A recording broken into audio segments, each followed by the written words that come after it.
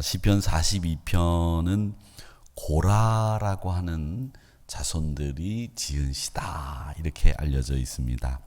이 고라 자손은 시편에서 자주 나오는데 다윗이 그 고라가 가지고 있는 음악적인 재능이 탁월해서 그 음악을 제사를 드리면서 할 수 있도록 그 가문을 택했습니다.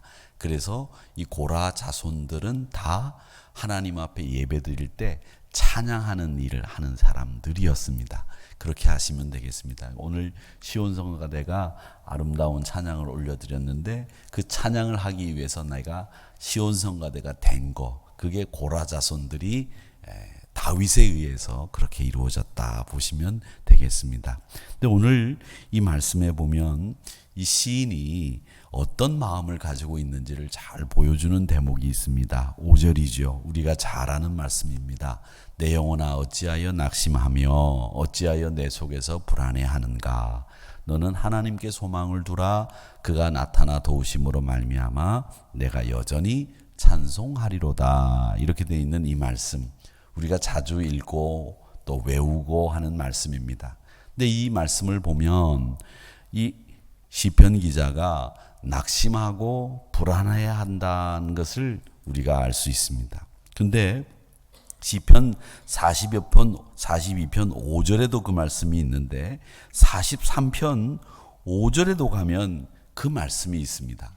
그래서 이 42편과 43편이 짝을 이루고 있는 시편이다 이렇게 이야기를 합니다. 그래서 원래는 42편과 43편이 하나의 시편 아니었겠느냐 이렇게 보는 분들도 있습니다.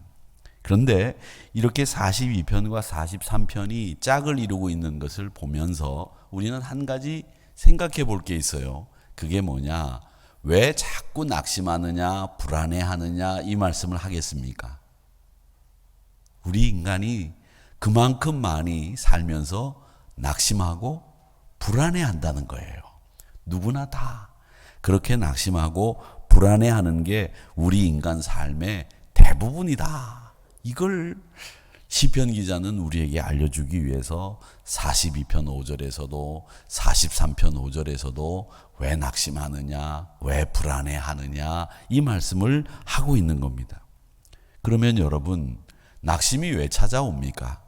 낙심이 무엇 때문에 내 마음속에 불일 듯 일어나서 나를 이렇게 힘들게 하는 걸까? 한번 낙심의 정체를 생각해 보겠습니다.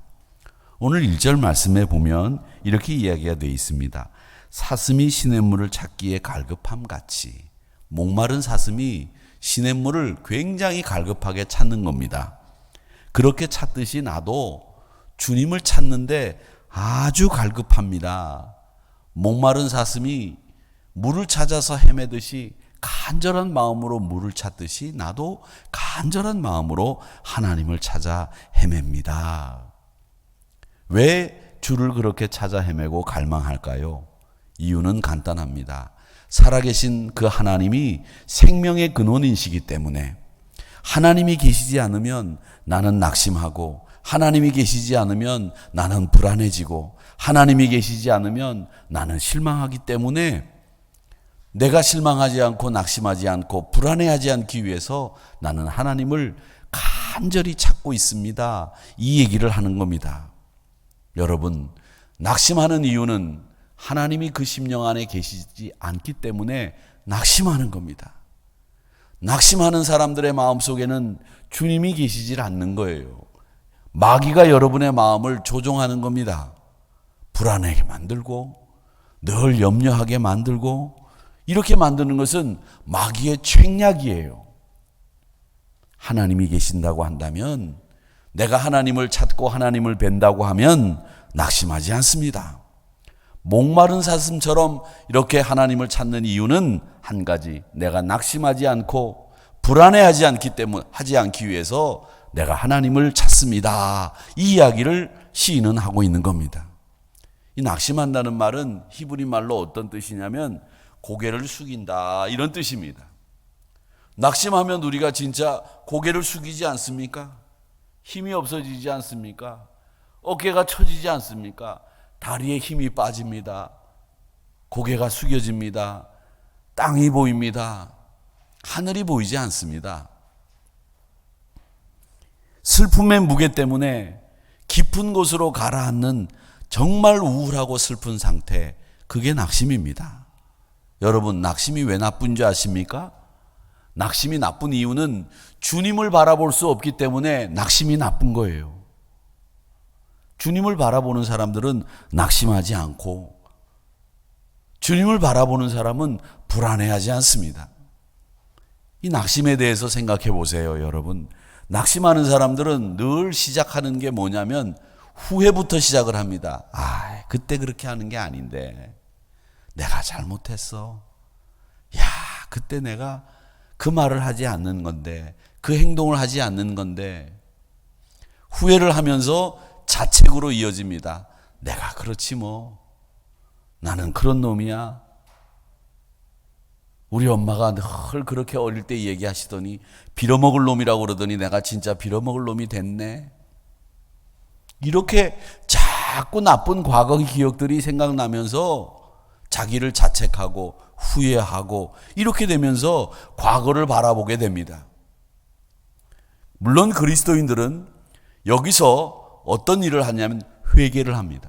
하나님, 제가 잘못했습니다. 그때 그렇게 하는 게 아니었습니다. 하나님, 이제는 하나님께서 저에게 사죄의 은총을 더하셨으니 이제부터는 새롭게 살겠습니다. 이렇게 작정을 합니다. 그러니까 여러분, 회개라고 하는 것은 과거에 집착하라고 하는 것이 아닙니다. 회개는 항상 단서가 붙어 있습니다. 어떤 단서가 붙어 있느냐? 회개한 이후에 그 자리에 머물러 있지 말라는 겁니다. 회개한 이후에 뒤로 침륜에 빠지지 말라는 겁니다. 회개하면 앞으로 전진해야 됩니다. 회개하면 앞으로 전진한다. 이 회개는 항상 전진한다라고 하는 단서가 붙는 겁니다. 근데 회개하고 난 뒤에도 늘 그 자리에 앉아 있으면 회개가 필요 없는 거죠. 방을 청소를 다 해놓고 난 뒤에 돼지떼를 다시 불러들이면 그건 회개 하나 마나, 방 청소를 하나 마나 그 자리에 머물러 있는 거예요. 뒤로 가는 거예요.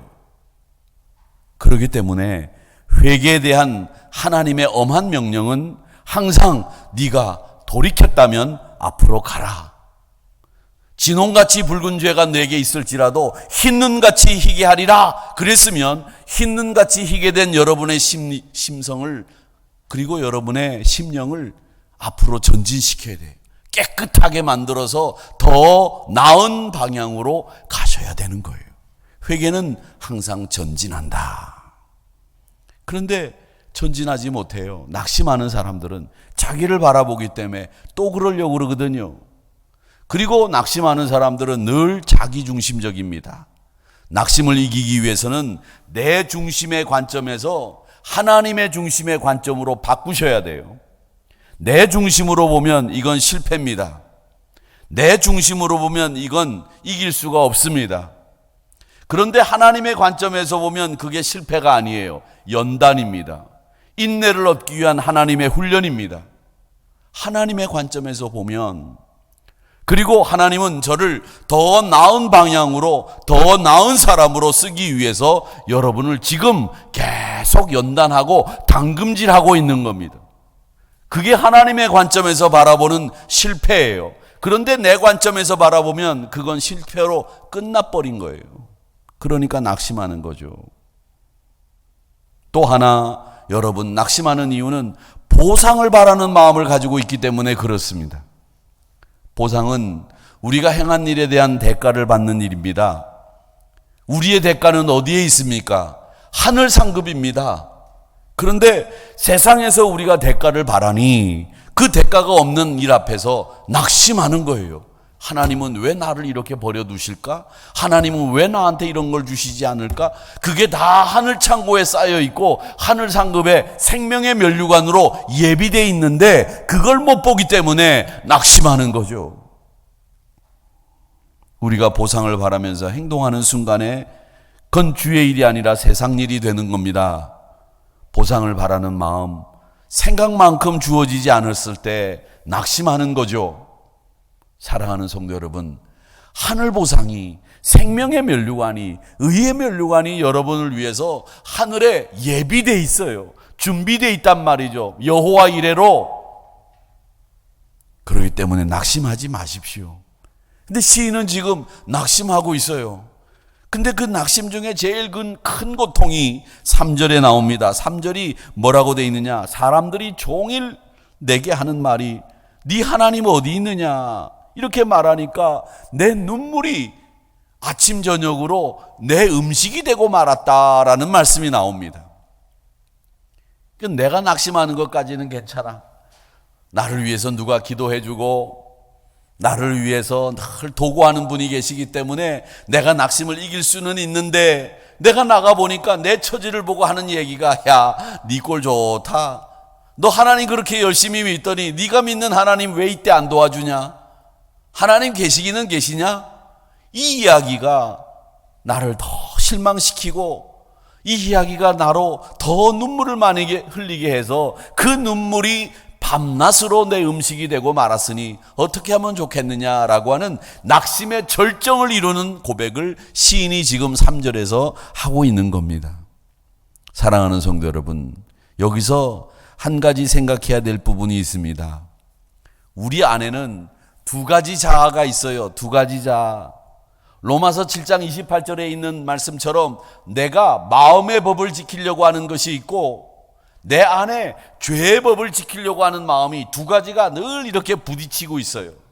그런데 오늘 말씀에도 보니까 어떤 말씀이 있느냐면 낙심하는 내가 있고 격려하는 내가 있어요. 불안해하는 내가 있고 믿음으로 살려고 하는 내가 있다는 것을 오늘 말씀에서 보고 있습니다.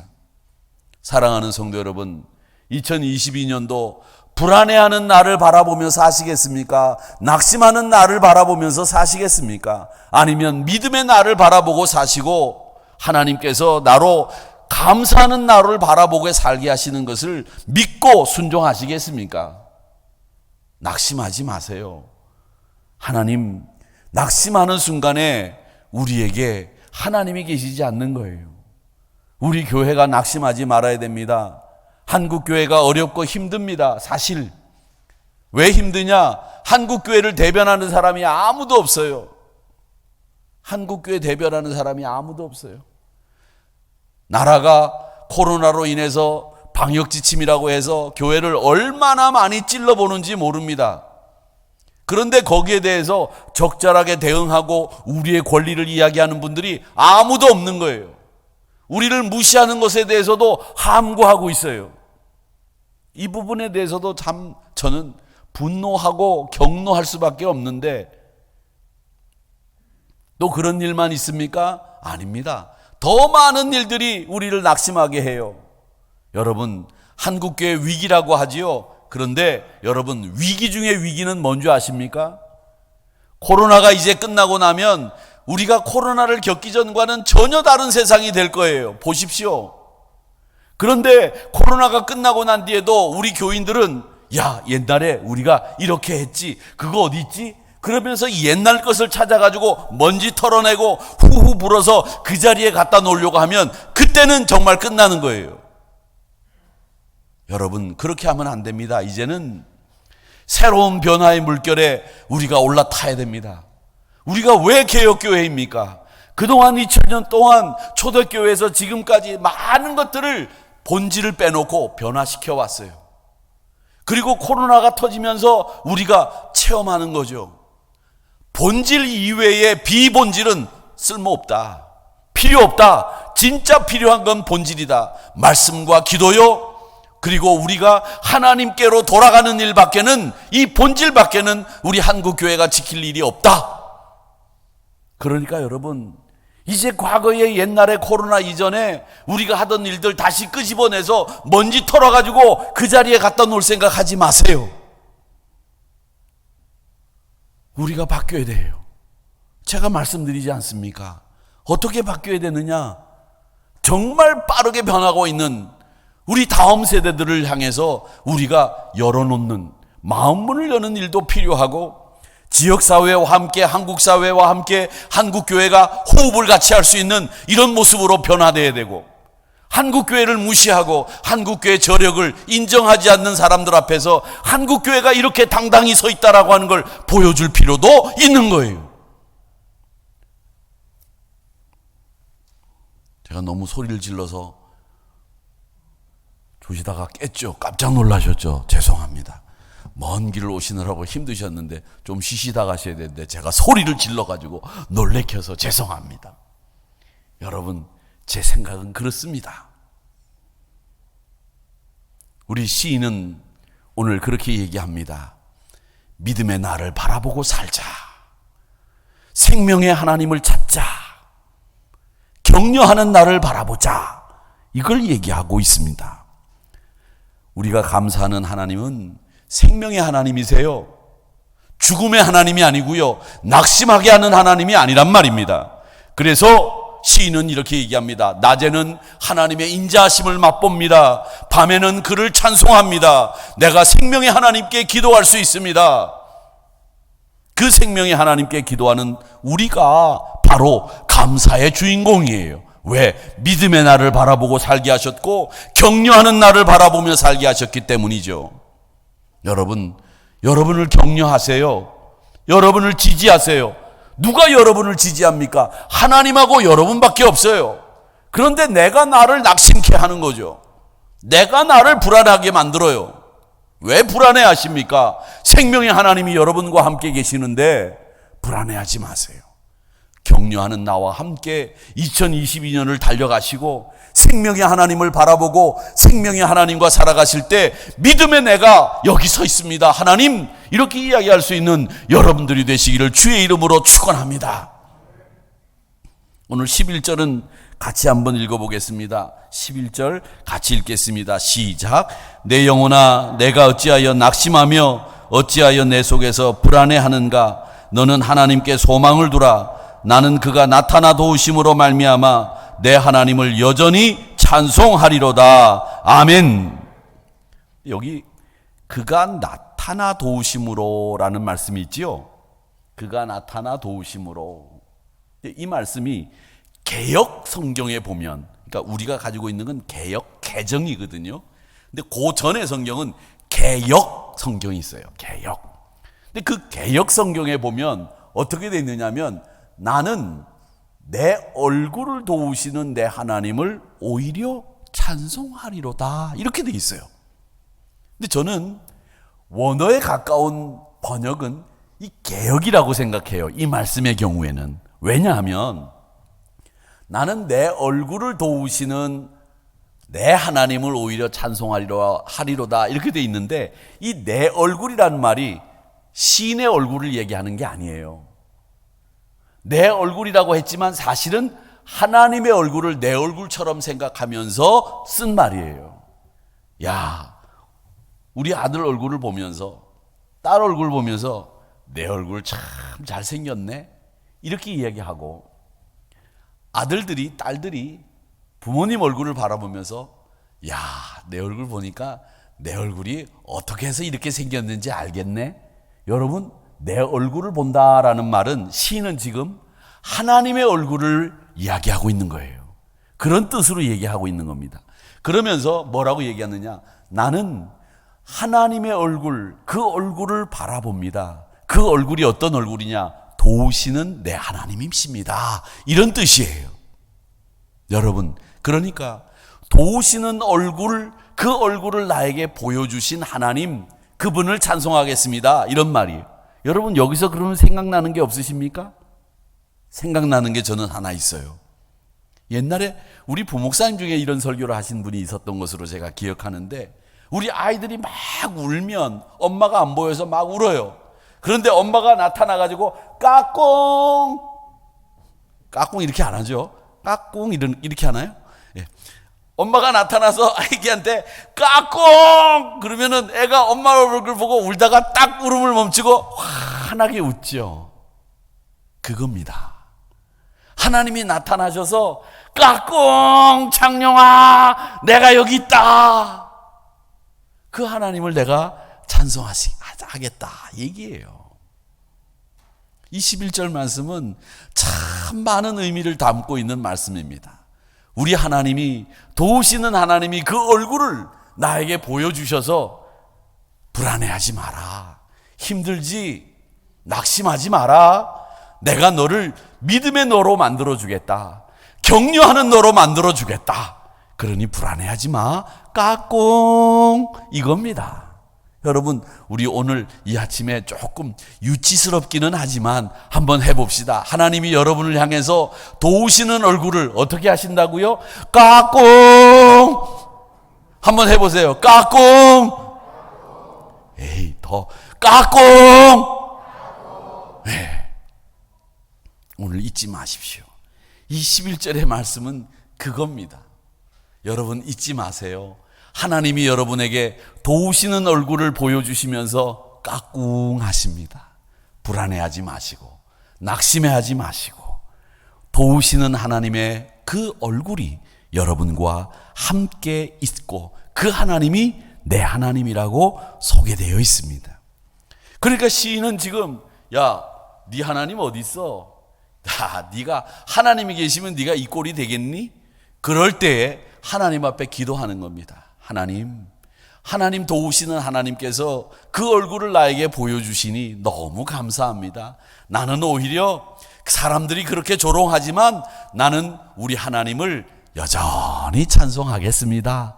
믿음의 나로 살게 해 주시옵소서. 격려하는 나로 살게 해 주시옵소서. 그렇게 시인은 고백하고 있는 겁니다.